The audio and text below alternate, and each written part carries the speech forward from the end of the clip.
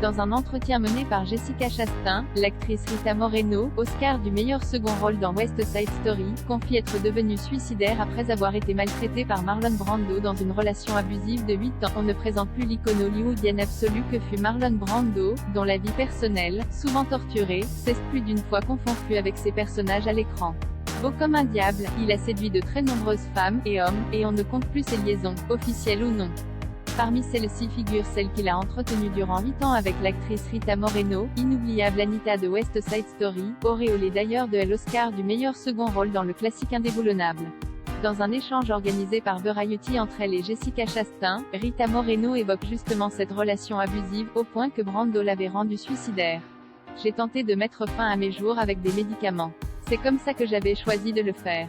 Je n'avais pas compris que je n'allais pas seulement tuer cette Rita pathétique, triste et oppressée, mais que le reste de Rita partirait aussi avec moi. Je n'avais vraiment pas l'air de comprendre. Mais ça a été une tentative, raconte-t-elle. Malgré sa tentative, elle resta sous l'emprise de Brando. J'avais tout d'un paillasse. Alors à chaque fois qu'il mentait, je le regardais et je lui disais « Marlon, regarde-moi ».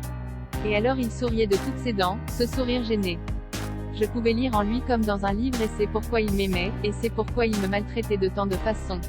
La nonagénaire affirme, étonnamment, ne pas regretter cette période. En définitive, c'était excitant d'être avec Marlon. Oh, mon Dieu, c'était excitant. Il était extraordinaire de bien des manières, mais c'était un mauvais garçon. Quelques années après cette relation toxique, les deux acteurs feront un film ensemble en 1969, La nuit du lendemain.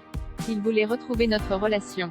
J'étais désormais mariée et mère d'un bel enfant. Il était prêt à renouer, mais moi je ne le voulais pas. Il avait perdu une grande part de lui-même, la bonne part, le bon Marlon, celui que Rita aimait.